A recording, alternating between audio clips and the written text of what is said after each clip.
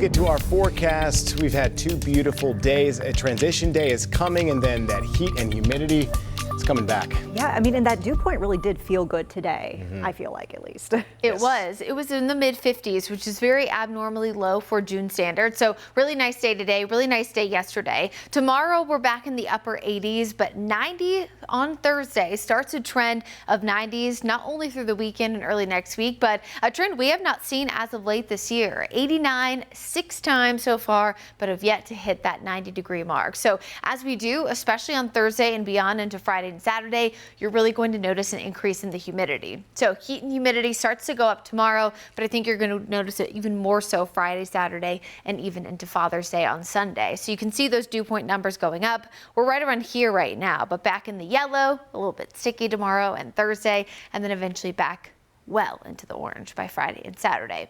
And the reason why is that we had a front that passed to our south. That's staying there for now thanks to high pressure moving in. And as we do have the high overhead, this keeps things calm and clear. All of that rainstorm activity is suppressed. However, the winds coming in from the south and west still increases our heat and humidity. We just don't have any kind of trigger, any kind of cold front, frontal boundary to allow for any storms to pop off. So again, we are nice and dry, but hot and humid over the next week and a half. And it's not just here in the central part of the Carolinas, it's really most of really the south from Georgia and north, but a different story if you're down in southern Alabama, southern Mississippi, Louisiana, and especially the state of Florida. In fact, on the west coast of Florida, from pretty much Tampa down to Marco Island, especially even over toward Miami on the southeastern half of the state, a lot of heavy rain, a lot of flooding, and even gusty winds with a storm system that really kicked off today, but is going to last for a few.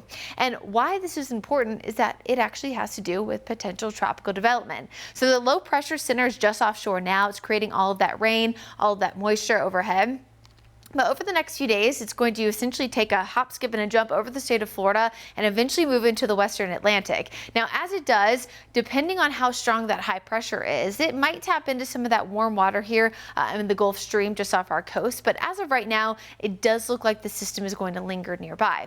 Now, what does that mean for us? Well, high pressure looks to keep any kind of that storm activity away from us. However, a close proximity of a low pressure could certainly increase some wave heights, maybe even some minor beach erosion for the coastal part of the Carolinas. So this is something we'll be watching closely. 20% chance of development from the National Hurricane Center. And if it were to get a name, the first one on the 2024 list is Alberto. So it's not coming anywhere close to us, at least for causing the heat and increase in storms, that is. So in the near term, we're dry, but the heat and humidity are increasing. 90 on Thursday, 94 on Friday, and 93 on Saturday. That's going to increase the heat and again the humidity really high compared to where we have been across the board from Thursday all the way through the weekend.